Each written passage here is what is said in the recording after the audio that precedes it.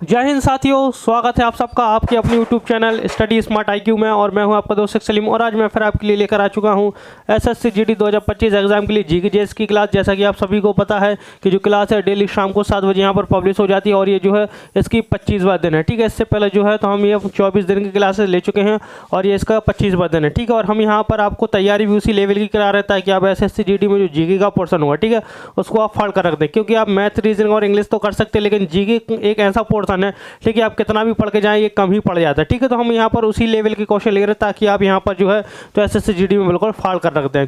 तो पहला क्वेश्चन लेते हैं और पहला क्वेश्चन लेने से पहले अगर वीडियो पसंद आती है तो लाइक करें, शेयर करें, सब्सक्राइब करना ना भूलें।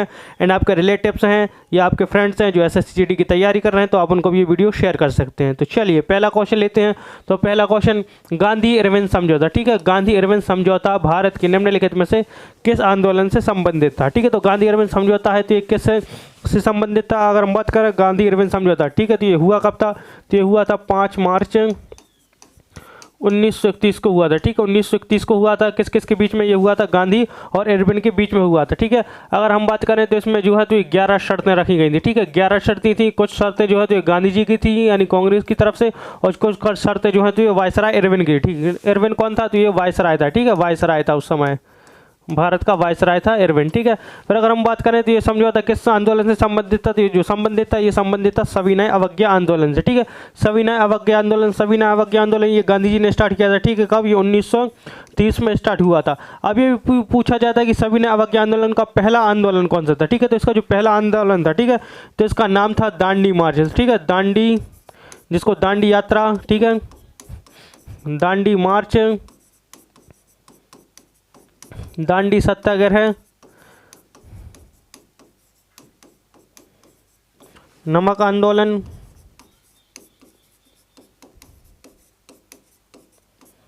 नमक सत्याग्रह। ठीक है, सत्याग्रह, इन कुछ नामों से इसको जाना जाता है। और ये सविनय अवज्ञा आंदोलन का पहला जो है तो ये आंदोलन था। ये जो स्टार्ट हुआ था तो ये स्टार्ट हुआ था 12 मार्च को। ठीक है, 12 मार्च से लेकर ये 6 अप्रैल तक। ठीक है, तो ये जो दांडी यात्रा, ठीक है, इसमें गांधी जी ने जो है तो साबरमती आश्रम से, ठीक है, साबरमती आश्रम से, साबरमती आश्रम, ठीक है, साबरमती आश्रम ये कहाँ पर, ये अहमदाबाद में है। कहाँ पर, अहमदाबाद से लेकर नवसारी गुजरात तक। ठीक है, नवसारी गुजरात का नवसारी जिला, ठीक है, नवसारी जिले के दांडी तक। ठीक है, दांडी तक, दांडी तक जो है तो इन्होंने यात्रा की थी। ये जो थी यात्रा, ये 24 दिन की यात्रा थी। कितने, 24 दिन की ये यात्रा थी। और इसमें जो है तो 240 या 241 मील जो है तो गांधी जी अपने अनुयायियों के साथ चले थे। ठीक है, और उन्होंने वहाँ जाकर जो है दांडी में जाकर जो है तो जो नमक के ऊपर कर है, ठीक है, इसको तोड़ दिया था। ठीक है, इसी के लिए जो है तो गांधी जी को 1930 में, ठीक है, 1930 में 5 मई को, ठीक है, 5 मई 1930 को जो है तो गांधी जी को गिरफ्तार कर लिया गया था। और उसके बाद 1931 में गांधी जी को जनवरी में छोड़ा गया। ठीक है, तो अब जो 11 शर्तें थी, ठीक है, तो 11 शर्तों में से 1-2 शर्तें मैं बता देता हूं कि 11 शर्तों में से जैसे एक इरविन की शर्तें थी कि जो गांधी जी हैं, ठीक है, तो जो सविनय अवज्ञा आंदोलन स्टार्ट किया था इसको ख़त्म करेंगे गांधी जी। और जो गांधी जी की एक शर्त थी, तो गांधी जी की एक शर्त ये थी कि जो नमक के ऊपर कर लगाया गया था, ठीक है, उसको नमक के कर को ख़त्म किया जाए। ठीक है, तो ये कुछ उनकी शर्तें थी, लेकिन सिर्फ 11 शर्तें थी, लेकिन मैंने आपको 2 बता दी। ठीक है, और फिर हम बात करते हैं इरविन। ठीक है, तो इरविन जो है तो इरविन के समय पर ही, ठीक है, प्रथम एंड द्वितीय, ठीक है, प्रथम एंड द्वितीय गोलमेज सम्मेलन हुआ था। ठीक है, गोलमेज सम्मेलन हुआ। ठीक है, गोलमेज सम्मेलन हुआ किसके बीच, किसके समय पर, इरविन इस समय वायसराय था। ठीक है, और इरविन के समय पर ही, ठीक है, साइमन कमीशन भारत आया। ठीक है, साइमन कमीशन, ठीक है, साइमन कमीशन जो है तो इरविन के समय पर ही भारत आया था। 1928 में आया था साइमन कमीशन। ठीक है, फिर हम बात करते हैं रॉलेट सत्याग्रह की। ठीक है, तो रॉलेट सत्याग्रह, तो ये जो रॉलेट सत्याग्रह है तो ये 18 मार्च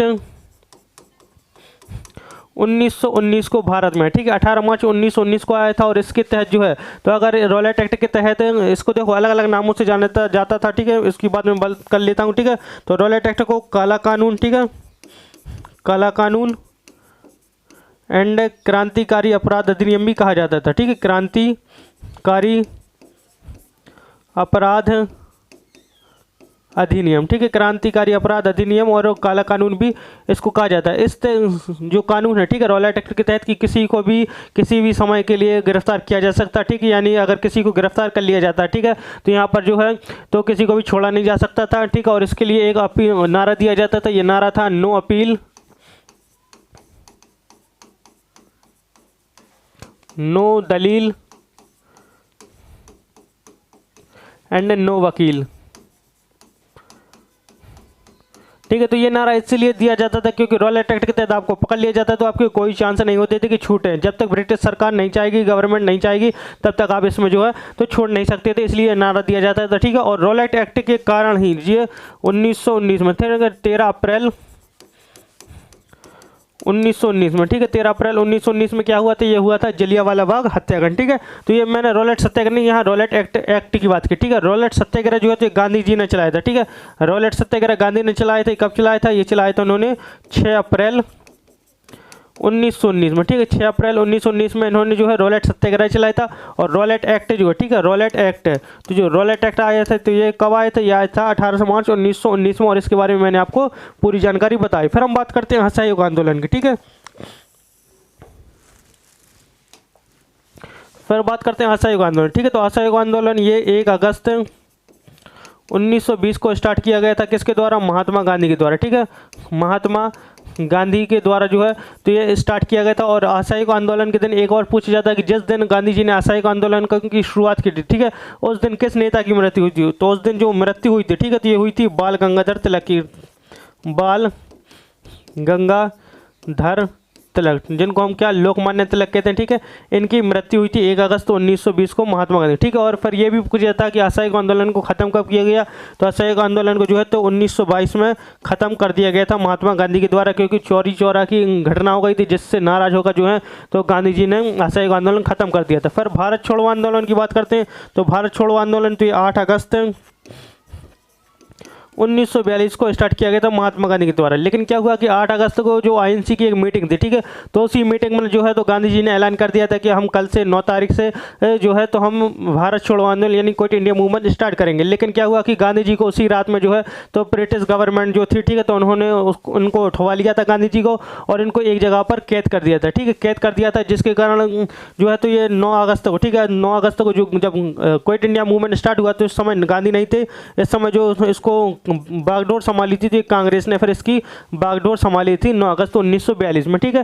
तो ये है भारत छोड़ो आंदोलन। और भारत छोड़ो आंदोलन में जो है तो गांधी जी ने करो या मरो यानी डू और डाई, करो या मरो यानी डू और डाई, डू और डाई का नारा दिया था, ठीक है। इसके अलावा इन्होंने भारत छोड़ो आंदोलन का नारा दिया, ठीक है, भारत छोड़ो अंग्रेजों भारत छोड़ो, ठीक है, अंग्रेजों भारत छोड़ो ये नारा भी दिया था, ठीक है। हम यहाँ पर गांधी जी की थोड़ी सी बात और करते हैं यहाँ पर, ठीक है। तो हम गांधी जी के बारे में बात करते हैं। तो गांधी जी के बारे में अगर हम बात करें थोड़ी और, तो देखिए,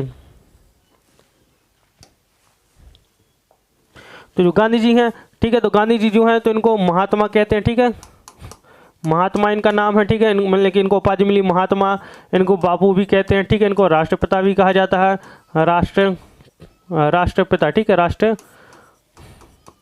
राष्ट्रपिता भी इनको कहा जाता है, ठीक है। इसके अलावा इनको हाफ नेक्ड बेगर भी कहा गया, ठीक है, हाफ नेक्ड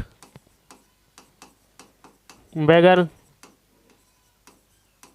ठीक है, half necked beggar.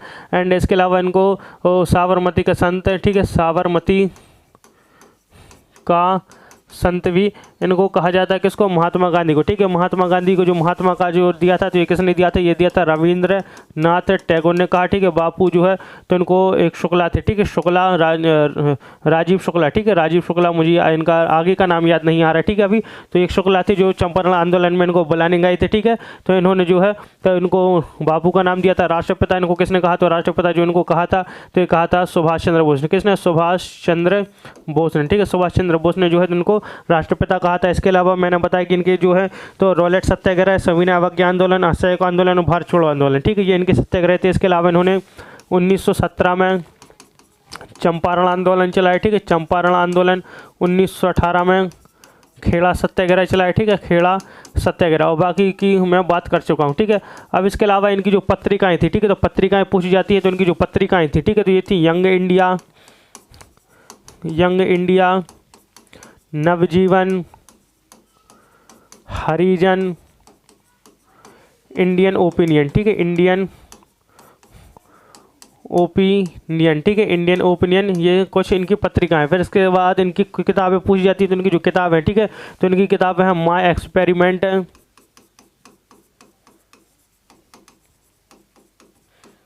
With truth, ठीक है, माय एक्सपेरिमेंट विद ट्रूथ, ये किताब लिखी इन्होंने, ठीक है। इसके अलावा इन्होंने हिंद स्वराज किताब लिखी, ठीक है, हिंद स्वराज किताब लिखी। इसके अलावा इन्होंने गोखले माय पॉलिटिकल गुरु, ठीक है, माय पॉलिटिकल गुरु, ये किताब लिखी। इसके अलावा इन्होंने इंडिया ऑफ माय ड्रीम्स, ये किताब भी लिखी, ठीक है, इंडिया ऑफ माय ड्रीम्स, ठीक है, इंडिया ऑफ माय ड्रीम्स, ये किताब भी लिखी। इसके अलावा मैंने बताया कि गांधी जी ने करो और मरो यानी डू और डाई और अंग्रेजों भारत छोड़ो ये नारे भी इन्होंने दिए थे, ठीक है। तो ये सारी जानकारी है गांधी जी के बारे में बताया मैंने, फिर अरविंद के बारे में भी बताया, और इनके जो सत्याग्रह थे, ठीक है, तो चारों के चारों ऑप्शन में बताया, और ये जो सारी जानकारी मैंने बताई है, ठीक है, तो ये सारी की सारी जानकारी लिख लेंगे, क्योंकि यहाँ से क्वेश्चन पूछे ही जाते हैं, ठीक है, और अक्सर पूछा जाएगा, ठीक है। तो जब भी मैं कहता हूँ तो यहाँ पर जितनी भी चीज़ें मैं बताता हूँ तो आप उनको वीडियो पोस्ट करेंगे, ठीक है, और यहाँ पे जो पूरी जानकारी है उनको लिखेंगे, ठीक है, नोट बना के। तो जो सारा मैंने बताया तो यहाँ पर आप लिख लेंगे, ठीक है, ये इतनी चीज़ें आप लिख लेंगे। चलिए अब आगे बढ़ते हैं, नेक्स्ट क्वेश्चन लेते हैं। नेक्स्ट क्वेश्चन है संविधान सभा की पहली बैठक कब हुई थी, ठीक है। तो संविधान सभा की पहली बैठक अगर हम बात करें संविधान सभा का सबसे पहले विचार, तो संविधान सभा का जो विचार दिया था तो ये दिया था किसने, ये दिया था M.N. रॉय ने, ठीक है, M.N. रॉय ने जो है तो संविधान सभा का विचार दिया था कब, ये दिया था इन्होंने 1934 में, ठीक है, 1934 में जो है तो M.N. रॉय ने संविधान सभा का विचार दिया था। अगर हम बात करें संविधान सभा की बैठक का पहला जो है तो इसकी स्थापना कब हुई, ठीक है, तो इसकी जो स्थापना हुई थी संविधान सभा की स्थापना की अगर हम बात करें तो जो इसकी स्थापना हुई थी 6 दिसंबर 1946 को हुई थी, ठीक है। अब लेकिन हम क्वेश्चन पर आते हैं, तो संविधान सभा की पहली बैठक, तो इसकी जो पहली बैठक हुई थी तो इसका राइट आंसर हो जाएगा 1946 में, ठीक है, 1946 में। अब देखिए इसकी जो पहली बैठक, ठीक है, पहली बैठक हुई, पहली बैठक, तो जो इसकी पहली बैठक थी तो ये हुई थी 9 दिसंबर 1946 को, ठीक है। और इसमें जो है तो कौन एक अस्थायी अध्यक्ष चुने गए, ठीक है, अस्थायी, इस मीटिंग में अस्थायी अध्यक्ष चुने गए, ये चुने गए थे सच्चिदानंद सिन्हा, ठीक है, सच्चिदानंद सिन्हा, ठीक है, सच्चिदानंद सिन्हा जो हैं तो ये अस्थायी अध्यक्ष चुने गए। फिर इसके जो दूसरी बैठक हुई, ठीक है, इसके 2 दिन बाद हुई, ठीक है, दूसरी बैठक, तो दूसरी बैठक जो हुई थी 11 दिसंबर को, ठीक है, 11 दिसंबर को 1946 में, और इसमें जो है स्थायी अध्यक्ष चुने गए, ठीक है, परमानेंट अध्यक्ष, स्थायी अध्यक्ष चुने गए। तो जो स्थायी अध्यक्ष चुने गए थे डॉक्टर राजेंद्र प्रसाद, ठीक है, डॉक्टर राजेंद्र प्रसाद जो है तो ये स्थायी अध्यक्ष चुने गए थे। फिर इसके बाद पूछा जाता है कि इसके उपाध्यक्ष कौन थे, ठीक है, संविधान सभा के, तो संविधान सभा के जो हैं उपाध्यक्ष, ठीक है, तो संविधान सभा के उपाध्यक्ष जो थे तो ये थे हरेंद्र कुमार मुखर्जी, ठीक है, हरेंद्र कुमार मुखर्जी, ठीक है, हरेंद्र कुमार मुखर्जी जो हैं तो इसके जो हैं तो ये उपाध्यक्ष थे, ठीक है। इसके बाद पूछा जाता है कि संवैधानिक सलाहकार कौन थे, ठीक है, संवैधानिक सलाहकार, ठीक है, संवैधानिक सलाहकार कौन थे, सलाहकार तो ये थे B.N. राव, कौन, B.N. राव, ठीक है, तो B.N. राव जो थे एक संवैधानिक सलाहकार थे संविधान सभा के। इसके बाद पूछा जाता है प्रारूप समिति, ठीक है, प्रारूप समिति जिसको मसौदा समिति भी कहते हैं, ठीक है, प्रारूप समिति, मसौदा समिति, ठीक है। तो इसके अध्यक्ष कौन थे, तो इसके जो पहले अध्यक्ष थे तो ये थे B.R. अम्बेडकर, ठीक है, भीमराव अम्बेडकर,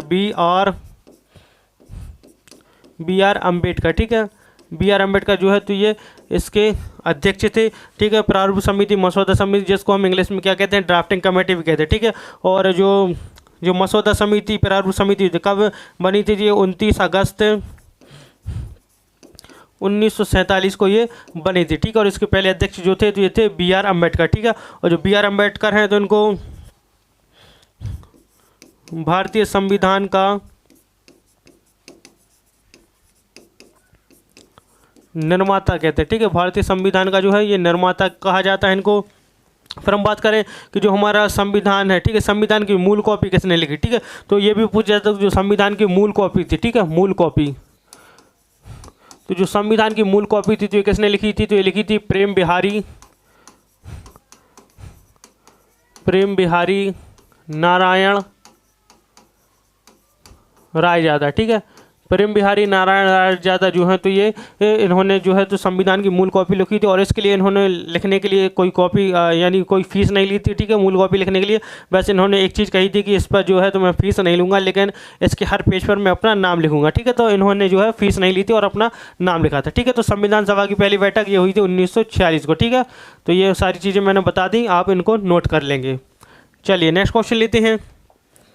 निम्नलिखित में से किस मुगल शासक की फतेहाबाद में उसके नाम पर एक मस्जिद है, ठीक है, तो किस मुगल शासक की फतेहाबाद में उसके नाम पर एक मस्जिद है, तो ये मस्जिद है हुमायूं के नाम पर, ठीक है, हुमायूं के नाम पर है, ठीक है। अगर हम बात करें हुमायूं की, ठीक है, तो हुमायूं जो है तो ये जहाँ बाबर का बेटा था, ठीक है, बाबर का बेटा था, और ये सेकंड मुगल एम्परर था, ठीक है, सेकंड मुगल एम्परर था ये। और जो हुमायूं है, ठीक है, तो इसने 3 युद्ध लड़े, ठीक है, हुमायूं की बहुत ज़्यादा यहाँ पर इंपॉर्टेंस बढ़ जाती है। तो देखिए कौन कौन से युद्ध, एक इन्होंने लड़ा था 1539 में, और फिर एक 1540 में, और एक फिर 1555 में, ठीक है, ये 3 युद्ध इनके याद रखने योग्य हैं, ठीक है। तो देखिए 1539 का जो युद्ध हुआ तो ये हुआ था चौसा का युद्ध, किसका, चौसा का युद्ध है, चौसा का युद्ध। फिर हुआ 1540 में कन्नौज बिलग्राम का युद्ध, ठीक है, कन्नौज बिलग्राम, ठीक है, कन्नौज बिलग्राम का युद्ध है। फिर इसके बाद 1555 में सरहिंद का युद्ध, ठीक है, सरहिंद का युद्ध, ठीक है, सरहिंद का युद्ध हुआ। अब यहाँ पर जो चौसा का युद्ध हुआ था तो ये हुआ था चौसा का युद्ध और बिलग्राम का युद्ध, ठीक है, ये हुआ था हुमायूं वर्सेस शेरशाह सूरी के बीच में हुआ था। और जो है तो इसमें हुमायूं हार गए थे और शेरशाह सूरी जीत गए थे, ठीक है। और शेरशाह सूरी इसके जीतने के बाद जो है तो शेरशाह सूरी जो है तो इन्होंने जो है तो सूर्यवंश की स्थापना की थी। पर सरहिंद का युद्ध, ठीक है, सरहिंद का युद्ध तो ये हुआ था, ठीक है, 1555 में हुमायूं वर्सेस महमूद सूरी, ठीक है, महमूद सूरी, यहाँ तक मुझे नाम याद है, ठीक है। हाँ, तो महमूद सूरी के बीच में हुआ था, जिसमें जो है तो ये हुमायूं जीत गए थे और इसके बाद जो है तो मुगल साम्राज्य को फिर से स्थापित किया गया था, ठीक है। फिर हम बात करते हैं अब यहाँ पर जो हुमायूं है, ठीक है, तो हुमायूं की एक किताब है हुमायूंनामा, ठीक है, हुमायूंनामा, ठीक है। तो हुमायूंनामा जो किसने लिखी थी, उनकी बहन गुलबदन बेगम ने लिखी थी, ठीक है, गुलबदन बेगम, ठीक है, गुलबदन बेगम ने जो है तो हुमायूंनामा लिखी। इनका जो मकबरा है, ठीक है, तो इनका जो मकबरा है ये दिल्ली में है हुमायूं का, ठीक है, दिल्ली में इसका मकबरा स्थित है। और ये किसने बनवाया था, तो ये मकबरा जो बनवाया था मकबरा इसका इनकी बीवी ने, बीगा बेगम, जिनको हाजी बेगम भी कहते हैं, ठीक है, बीगा बेगम या हाजी बेगम, ठीक है, बीगा बेगम, हाजी बेगम इनको कहा जाता है, बीगा बेगम, हाजी बेगम जो है इनको कहा जाता है। इन्होंने जो है इनका मकबरा बनवाया था। फिर हम बात करते हैं अकबर की, ठीक है, तो अकबर ये हुमायूं का बेटा था, तीसरा मुगल बादशाह था, ठीक है, थर्ड वाला तीसरा मुगल बादशाह था। इसने 1556 में, ठीक है, पानीपत का दूसरा युद्ध लड़ा, ठीक है, पानीपत का दूसरा युद्ध, ठीक है, पानीपत का दूसरा युद्ध इसने लड़ा। और इसमें जो है तो ये हुआ था अकबर वर्सेस हेमू के बीच में हुआ था, ठीक है, अकबर वर्सेस हेमू के बीच में। और इसमें अकबर जीत गया था। और अकबर का जो सेनापति था ये था बैरम खान इस समय, ठीक है, बैरम खान। और ये पूरी सेना को लीड यही कर रहा था, क्योंकि जो अकबर है, अकबर इस टाइम पर सिर्फ 12 वर्ष के थे, कितने 12 वर्ष के थे। और इसकी सेना को जो है बैरम खान ने कमांड कर रहा था, और इन्होंने जो है हेमू को हरा दिया था, ठीक है। फिर हम बात करते हैं अकबर की, ठीक है, तो अकबर ने जो है तो अकबर ने बुलंद दरवाजा बनवाया, ठीक है, बुलंद दरवाज़ा बनवाया। बुलंद दरवाज़ा इसने क्यों बनवाया था, तो ये गुजरात पर विजय प्राप्त की थी, ठीक है, गुजरात पर विजय, ठीक है, गुजरात पर विजय प्राप्त की थी, इसके लिए बनवाया गया था, ठीक है। और ये कब, ये 1575 में बने गए थे, ठीक है, 1575 में कहाँ, फतेहपुर सीकरी में, ठीक है, फतेहपुर सीकरी आगरा में, ठीक है, फतेहपुर सीकरी आगरा में ये बनवाया गया था, ठीक है। इसके अलावा इसने जो है तो आगरा का किला भी बनवाया, ठीक है, आगरा का किला भी इसने बनवाया था, ठीक है। फिर हम बात करते हैं बाबर, ठीक है, तो बाबर मुगल वंश का संस्थापक, ठीक है, मुगल वंश का संस्थापक था ये, ठीक है। मुगल वंश का संस्थापक था कौन, ये था बाबर, ठीक है। मुगल वंश का संस्थापक था बाबर।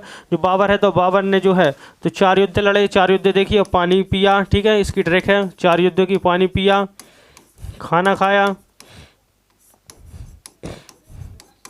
चांद देखा, घर गया, एंड मर गया, ठीक है। तो इसके युद्धों की जो है ये ट्रिक है। पानी पिया तो देखिए, अगर हम बात करें पानी से, ठीक है, तो पानी पिया से पानीपत का प्रथम युद्ध, ठीक है, पानीपत का प्रथम युद्ध, ठीक है। पानीपत का प्रथम युद्ध कब हुआ था, ये हुआ था 1526 में। किस किस के बीच में, बाबर वजीज इब्राहिम लोदी, ठीक, बाबर वजीज इब्राहिम लोदी के बीच में हुआ था। और जो है तो बाबर इसमें जीत गया था, ठीक है, बाबर इसमें जीत गया 1526 में पानीपत के प्रथम युद्ध में। और इसके बाद जो है तो उसने मुगल वंश की स्थापना की 1526 में। फिर इसके बाद खाना खाया तो खानवा का युद्ध, ठीक है, खानवा का युद्ध। तो खानवा का जो युद्ध हुआ ये 1527 में हुआ, ठीक है, 27 में बाबर वजीज राणा सांगा के बीच में, ठीक है, बाबर वजीज राणा सांगा के बीच में। फिर इसके बाद चांद देखा तो चंदेरी का युद्ध, चंदेरी का युद्ध, ठीक है, चंदेरी का युद्ध ये कब हुआ था, तो जो चंदेरी का युद्ध है तो ये हुआ था 1528 में, ठीक है। ये हुआ था बाबर वजीज मेदिनी राय, ठीक है, बाबर वजीज मेदिनी राय के बीच में, इसमें भी बाबर जीता। फिर घर गया यानी घाघरा का युद्ध, ठीक है, घाघरा का युद्ध, ठीक है, घाघरा का युद्ध। और ये हुआ था 1529 में, ठीक है। और बाबर वजीज महमूद लोदी के बीच में, ठीक है, बाबर वजीज महमूद लोदी के बीच में हुआ था। और इसमें भी बाबर जीत गया था, ठीक है। और 1530 में ये मर गया था, ठीक है, 1530 में जो है इसकी मृत्यु हो गई। और इसका जो मकबरा है तो मकबरा इसका जो है तो ये लाहौर में स्थित है। कहाँ पर, लाहौर में इसका मकबरा, सॉरी लाहौर नहीं, काबुल में, ठीक है, काबुल अफगानिस्तान में जो है तो इसका मकबरा स्थित है, ठीक है। फिर हम बात करते हैं जहांगीर की, ठीक है। तो जहांगीर की बात करें थोड़ी सी, तो जो जहांगीर था, ठीक है, तो ये जो है तो दूसरा चौथा, ठीक है, चौथा मुगल बादशाह था, ठीक है, 4th मुगल बादशाह था। और जो जहांगीर है, ठीक है, ये अकबर का बेटा था, ठीक है। इसने जो है तो मोती मस्जिद लाहौर, ठीक है, मोती मस्जिद का निर्माण करवाया, ठीक है, मोती मस्जिद का निर्माण करवाया कहाँ, लाहौर किले में, ठीक है, लाहौर के किले में, ठीक है, लाहौर किला में जो है इसने मोती मस्जिद का निर्माण करवाया। इसके अलावा इसने बेगम शाही मस्जिद, ठीक है, बेगम शाही मस्जिद, ठीक है, बेगम शाही मस्जिद का भी इसने निर्माण करवाया था, किसने, जहांगीर ने। और ये अकबर का बेटा था, ठीक है। चलिए, तो ये सारी चीज़ें आप लिख लेंगे, इनको नोट कर लेंगे जो मैंने आपको यहाँ पर बताई, ठीक है। तो देखिए आप इनको नोट कर लें, ठीक है, बहुत सारी चीज़ें हैं तो आप इन सबको नोट कर लेंगे, बहुत ज़्यादा इंपॉर्टेंट है। क्योंकि नेक्स्ट क्वेश्चन लेते हैं, अब आगे बढ़ते हैं। तो आई होप आपको ये वीडियो अच्छी लग रही होगी। अगर वीडियो पसंद आती है तो लाइक करें, शेयर करें, सब्सक्राइब करना ना भूलें, ठीक है। तो नेक्स्ट क्वेश्चन है, डैश पूर्वी घाट की सबसे ऊंची चोटी है, ठीक है। तो कौन सी है जो पूर्वी घाट की सबसे ऊंची चोटी है, अगर हम बात करें कंचनजंगा, ठीक है, तो कंचनजंगा जो है तो कहाँ पर, ये सिक्किम में है, कहाँ पर, सिक्किम में ये है। और जो कंचनजंगा है, ठीक है, तो ये भारत में, ठीक है, भारत में हिमालय की सबसे ऊंची चोटी है, ठीक है, सबसे ऊंची चोटी है ये, भारत में हिमालय की सबसे ऊंची चोटी है। फिर हम बात करें खांसी, तो जो खांसी है, खांसी, गारो और जयंतिया ये मेघालय में पड़ती है, ठीक है, मेघालय में है। अनाईमुडी, अनाईमुडी जो है तो ये पश्चिमी घाट, पश्चिमी घाट एंड दक्षिण भारत की, ठीक है, दक्षिण भारत की सबसे ऊंची चोटी, ठीक है, सबसे ऊंची चोटी है, ठीक है, सबसे ऊंची चोटी है। और ये कहाँ पर, ये केरल में पड़ती है, अनाईमुडी, ठीक है, अनाईमुडी ये केरल में पड़ती है। तो फिर हम पूर्वी घाट, तो पूर्वी घाट का इसका राइट आंसर हो जाएगा, ये हो जाएगा महेंद्रगिरी, ठीक है। तो महेंद्रगिरी जो है ये पूर्वी घाट की सबसे ऊंची चोटी है। और ये जो पड़ती है तो ये कहाँ पर पड़ती है, तो ये पड़ती है ओडिशा में, ठीक है, ओडिशा में जो है ये पड़ती है, ठीक है, ओडिशा में। और ये जो है तो पूर्वी घाट और ओडिशा की सबसे ऊँची चोटी है, ठीक है। चलिए नेक्स्ट क्वेश्चन लेते हैं, आगे बढ़ते हैं। नेक्स्ट है बैंक दर, ठीक है, बैंक दर निम्नलिखित में से किस एजेंसी द्वारा तय की जाती है, ठीक है। तो जो बैंक दर ये करता है तो ये करता है भारतीय रिजर्व बैंक, ठीक है, भारतीय रिजर्व बैंक यानी state reserve bank of India, ठीक है। इसकी स्थापना जो हुई थी तो ये हुई थी 1 अप्रैल 1935 को इसकी स्थापना की गई थी, ठीक है। कहाँ पर की गई थी इसकी स्थापना, ये की गई थी कलकत्ता में, कहाँ पर, कलकत्ता में इसकी स्थापना की गई थी, ठीक है। और किसके तहत, ये भारतीय रिजर्व बैंक के अधिनियम आया था, ठीक है, भारतीय रिजर्व बैंक अधिनियम, ठीक है, भारतीय रिजर्व बैंक अधिनियम 1934, ठीक है, 1934 भारतीय रिजर्व बैंक अधिनियम 1934 के तहत जो है तो ये भारतीय रिजर्व बैंक यानी रिजर्व बैंक ऑफ इंडिया की स्थापना की गई थी 1 अप्रैल 1935 में, ठीक है। फिर हम बात करते हैं रिजर्व बैंक की, जो इसका जो राष्ट्रीयकरण हुआ, ठीक है, राष्ट्रीयकरण यानी नेशनलाइजेशन। तो राष्ट्रीयकरण इसका कब हुआ था? तो राष्ट्रीयकरण हुआ था इसका 1 जनवरी 1949 में, ठीक है, 1949 में जो है तो इसका राष्ट्रीयकरण हुआ था और इसका जो हेडक्वार्टर है तो ये है मुंबई में। कहाँ पर? मुंबई में इसका हेडक्वार्टर है। पहले इसका हेडक्वार्टर कहाँ था? ये था कलकत्ता में, लेकिन 1937 में, ठीक है, 1937 में जो इसका हेडक्वार्टर है तो ये मुंबई शिफ्ट किया, ठीक है, मुंबई शिफ्ट किया गया, ठीक है, तो ये याद रखेंगे। फिर हम बात करते हैं भारतीय प्रतिभूति और विनिमय बोर्ड यानी सेबी की बात हो रही है, ठीक है, SEBI यानी securities and exchange board of India, ठीक है, securities and exchange board of India, और हिंदी में कहते हैं भारतीय प्रतिभूति और विनिमय बोर्ड, ठीक है। इसकी जो स्थापना हुई थी ये हुई थी 1992 में, ठीक है, 1992 में इसकी स्थापना हुई थी। इसका हेडक्वार्टर ये भी मुंबई में। कहाँ पर? मुंबई में है इसका भी हेडक्वार्टर। फिर हम बात करते हैं भारतीय स्टेट बैंक, ठीक है, तो भारतीय स्टेट बैंक को पहले अलग नाम से जाना जाता है, इसको जाना जाता था इम्पीरियल, ठीक है, इम्पीरियल बैंक ऑफ इंडिया, ठीक है, इम्पीरियल बैंक ऑफ इंडिया के नाम से जाना जाता था। और इम्पीरियल बैंक ऑफ इंडिया की जो स्थापना हुई थी ये 1921 में हुई थी। कब? 1921 में हुई थी। और जब भारतीय स्टेट बैंक जो इम्पीरियल बैंक, ठीक है, इसका राष्ट्रीयकरण हुआ कब? 1955 में, ठीक है, 1955 में इसका राष्ट्रीयकरण किया गया, ठीक है, राष्ट्रीयकरण किया गया 1955 में। उसके बाद जो है तो इसका नाम पड़ा भारतीय स्टेट बैंक, ठीक है, तो इसका फिर नाम क्या पड़ा? भारतीय स्टेट बैंक पड़ा। और इसका हेडक्वार्टर भी कहाँ पर? ये मुंबई में, ठीक है, तो इसका याद रखेंगे। पहले इसको इम्पीरियल बैंक ऑफ इंडिया कहते थे 1921 में, ठीक है, ये बना था। और फिर जब राष्ट्रीयकरण हुआ 1955 में तब इसको भारतीय स्टेट बैंक कहा जाने लगा। तो ये सारी चीज़ें आप लिख लेंगे। चलिए नेक्स्ट क्वेश्चन लेते हैं। एक प्रकार का जनन जिसमें एक पौधे के शरीर का एक हिस्सा एक नई वनस्पति को जन्म देता है उसे डैश कहा जाता है। उसे क्या कहते हैं? उसको कहते हैं वानस्पतिक जनन कहा जाता है इसको, ठीक है, वानस्पतिक जनन। चलिए नेक्स्ट क्वेश्चन। बुलंद दरवाज़ा कहाँ पाया जा सकता है? ठीक है, तो बुलंद दरवाजा जो है तो ये कहाँ पाया जा सकता है? तो ये जो है तो ये फतेहपुर सीकरी में, ठीक है, ऑप्शन 20 का राइट आंसर हो जाएगा फतेहपुर सीकरी आगरा में। और इसको जो है तो ये किसने बनवाया था? मैंने अभी बताया था थोड़ी देर पहले, अकबर ने बनवाया था, ठीक है, अकबर ने गुजरात विजय के उपलक्ष्य में, ठीक है, गुजरात विजय के उपलक्ष्य में, ठीक है, गुजरात पर इन्होंने विजय प्राप्त की थी, इसलिए जो है तो इसने फतेहपुर सीकरी में जो है बुलंद दरवाजे बनवाए थे। बनवाया था कब? 1575 में इसने बनवाया था। फिर हम बात करते हैं आगरा शहर को किसने बनवाया? तो इसको बनवाया था, बसाया था सिकंदर लोदी ने, ठीक है, सिकंदर लोदी ने जो है तो ये आगरा शहर को बसाया था, ठीक है। फतेहपुर सीकरी शहर जो है तो अकबर ने बसाया, ठीक है, अकबर ने बसाया। और अमृतसर तो ये चौथे, ठीक है, चौथे सिख गुरु, ठीक है, चौथे सिख गुरु रामदास, ठीक है, चौथे सिख गुरु रामदास से, ठीक है, इन्होंने जो है तो अमृतसर को बसाया था। चलिए नेक्स्ट क्वेश्चन लेते हैं। नेक्स्ट क्वेश्चन है विश्व विरासत दिवस कब मनाया जाता है? ठीक है, तो विश्व विरासत दिवस जो है तो कब मनाया जाता है? तो मनाया जाता है 18 अप्रैल को, ठीक है, 18 अप्रैल को। और 21 को अंतर्राष्ट्रीय योग दिवस, ठीक है, अंतर्राष्ट्रीय योग दिवस मनाया जाता है, ठीक है। चलिए नेक्स्ट क्वेश्चन लेते हैं। नेक्स्ट है 10 डिग्री चैनल किन के बीच पाया जाता है? ठीक है, तो 10 डिग्री चैनल आपको दो जो ये चीज़ें याद रखनी है, एक याद रखना है 8 डिग्री चैनल, ठीक है, और 9 डिग्री चैनल, ठीक है, तो इन दोनों को भी आपको याद रखना है 10 डिग्री के चैनल के बीच में। अगर हम बात करें 10 डिग्री चैनल जो किन के बीच में पाया जाता है, तो ये पाया जाता है लिटिल अंडमान और कार निकोबार, ठीक है। तो जो 10 डिग्री चैनल है ये लिटिल अंडमान और कार निकोबार को ये अलग करता है, ठीक है।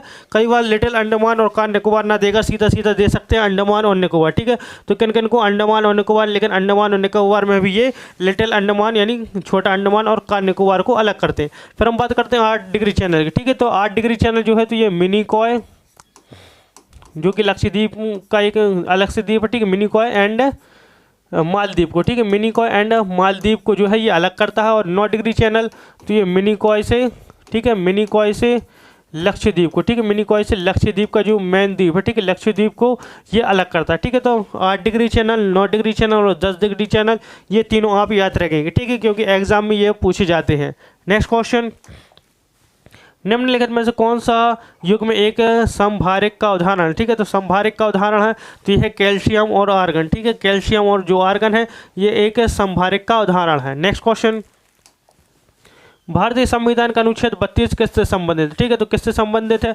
अगर हम बात करें जीवन का अधिकार, ठीक है, तो जीवन का अधिकार जो है तो अनुच्छेद 21 में है। ठीक है, फिर हम बात करते हैं संपत्ति का अधिकार। ठीक है, तो जो संपत्ति का अधिकार है तो अनुच्छेद 300A में आता है। ठीक है, फिर हम बात करते हैं संवैधानिक उपचार का अधिकार, तो इसका राइट आंसर हो जाएगा क्या, जो अनुच्छेद 32 है। ठीक है, ये संवैधानिक उपचार का अधिकार है और जो अनुच्छेद 32 है, ठीक है, तो इसको भारतीय संविधान का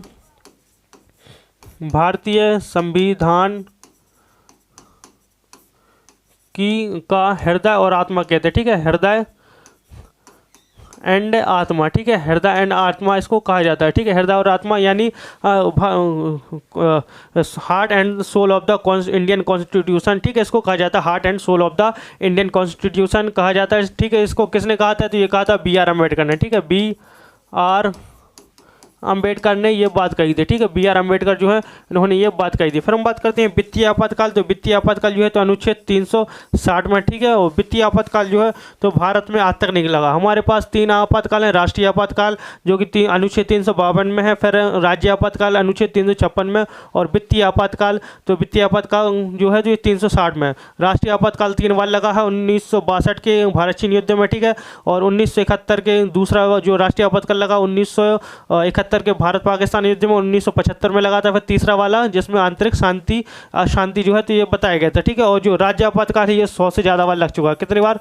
100+। ठीक है, तो 100 से बार ज़्यादा जो है राज्य आपातकाल लग चुका है, लेकिन वित्तीय आपातकाल हमारे देश में आज तक नहीं लगा है। ठीक है, तो ये है इसके बारे में। चलिए नेक्स्ट क्वेश्चन लेते हैं। संयुक्त राष्ट्र महासभा UNGC, ठीक है, ने 21 जून को घोषित किया। ठीक है, तो अभी मैंने बताया तो 21 जून को क्या घोषित किया, तो इन्होंने किया था अंतर्राष्ट्रीय योग दिवस। ठीक है, अंतर्राष्ट्रीय योग दिवस जो है तो संयुक्त राष्ट्र महासभा द्वारा 21 जून को घोषित किया गया। नेक्स्ट क्वेश्चन, शुद्ध राष्ट्रीय उत्पाद की गणना डैश से ह्रास घटाकर की जा सकती है। ठीक है, तो किससे ह्रास घटाकर की जाती है? सकल घरेलू उत्पाद से। ठीक है, सकल घरेलू उत्पाद। नेक्स्ट, निम्नलिखित में से कौन अकबर का सलाहकार था जिसे अक्सर अकबर ने दरबार के गृह मंत्री के रूप में जाना जाता है? ठीक है, तो अगर हम बात करें राजा टोडरमल, ठीक है, तो जो राजा टोडरमल थे तो ये अकबर के दरबार में वित्त मंत्री थे। कौन से वित्त मंत्री थे? राजा मान सिंह, तो ये अकबर के दरबार के सेनापति थे। ठीक है, सेनापति थे। फ़कीर अलजियाउद्दीन, ठीक है, तो ये जो है तो ये धार्मिक मंत्री थे अकबर के। ठीक है, धार्मिक मंत्री। और फिर लास्ट वाला बचता है कि मुल्ला दो प्याजा। ठीक है, तो इसका राइट आंसर हो जाएगा डी, ऑप्शन डी। ठीक है, मुल्ला दो प्याजा जो है तो अकबर के दरबार में ये गृह मंत्री थे। ठीक है, अकबर के दरबार में ये कौन थे? ये गृह मंत्री थे। ठीक है, होम मिनिस्टर थी ये। नेक्स्ट क्वेश्चन, भीमबेटका एक विश्व धरोहर स्थल है जो डैश के लिए जाना जाता है। तो किसके लिए जाना जाता है? तो ये जाना जाता है प्रागैतिहासिक शैलाश्रय के लिए जाना जाता है। और जो भीमबेटका है ये भोपाल के पास में है। ठीक है, भोपाल में ही कह सकते हैं आप। ठीक है, भोपाल के पास में ये स्थित है। और जो प्रागैतिहासिक जो भीमबेटका है तो ये नर्मदा घाटी में स्थित है। ठीक है, नर्मदा घाटी में। ठीक है, नर्मदा घाटी में ये स्थित है भीमबेटका। नेक्स्ट क्वेश्चन, विजय अमृतराज निम्न में से किस खेल से जुड़े एक महान भारतीय खिलाड़ी थे? ठीक है, तो मैं हाँ विजय अमृतराज जो है तो ये लॉन टेनिस से संबंधित है, विजय अमृतराज। नेक्स्ट, भारत के राष्ट्रपति के चुनाव में विवाद की स्थिति में निर्णय लेने का अधिकार किसके पास है? ठीक है, यानी भारत के राष्ट्रपति चुनाव होता है। ठीक है, और उसमें जो है तो अगर कोई विवाद का उत्पन्न हो जाता है या नतीजा नहीं आता है तो उस समय पर जो है तो इसके पास किसके पास शक्ति है निर्णय लेने की? जो शक्ति होती है उच्चतम न्यायालय के पास, यानी सुप्रीम कोर्ट के पास ये जो है तो ये शक्ति है कि वो इस विवाद को निर्णय को सुलझाएं। नेक्स्ट क्वेश्चन, भारत की सबसे बड़ी तटीय नमक पानी की झील कौन सी है? ठीक है, तो भारत में सबसे बड़ी तटीय नमक पानी की, ठीक है, तटीय नमक पानी की पूछा है तो इसका जो राइट आंसर हो जाएगा ये हो जाएगा चिल्का। ठीक है, चिल्का। और ये कहाँ पर? ये ओडिशा में है। ठीक है, ओडिशा। और जो चिल्का है ये भारत की एंड एशिया की, ठीक है, एंड एशिया की भी सबसे बड़ी झील है। ठीक है, एशिया की सबसे बड़ी तटीय पानी की झील है। ठीक है, नेक्स्ट क्वेश्चन लेते हैं। डैश को भारत के स्पाइस गार्डन, ठीक है, यानी मसालों का गार्डन के रूप में जाना जाता है, तो ये जाना जाता है केरल को। ठीक है, केरल को कहते हैं भारत का spice garden. Next question, ozone क्षरण सबसे अधिक कहाँ पाया जाता है, ठीक है। तो ओजोन परत जो है, ठीक है, हमारे वायुमंडल में उसका जो क्षरण है ये सबसे ज़्यादा कहाँ पर होता है, जो होता है कहाँ पर, ध्रुव पर जो है, तो इसका सबसे अधिक क्षरण होता है। तो ये थे हमारे आज के क्वेश्चन एसएससी जीडी 2025 एग्जाम के लिए। आई होप आपको हमारी ये वीडियो पसंद आई हो, और अगर वीडियो पसंद आती है तो लाइक करें, शेयर करें, सब्सक्राइब करना ना भूलें हमारे चैनल को। एंड जब तक आपका एग्ज़ाम हो नहीं जाता, अब एग्ज़ाम के लिए सिर्फ 1 महीना, क्योंकि जनवरी यहाँ पर ख़त्म होने वाला है, ठीक है। आज 31 दिसंबर हो गई और कल से जनवरी स्टार्ट होने वाली है, ठीक है। तो सिर्फ जनवरी के 31 दिन रह गए हैं, आप फरवरी के 3 दिन ना गिने, क्योंकि 4 तारीख से एग्ज़ाम इसका स्टार्ट है। तो आई होप ये वीडियो पसंद आई हो, लगातार हम आपके लिए ऐसी वीडियो लेकर आते रहेंगे ताकि आप एसएससी जीडी में जो है बिल्कुल फाड़ कर रख दें। तो मिलते हैं आपसे अगली वीडियो में, तब तक के लिए good luck and goodbye, thank you.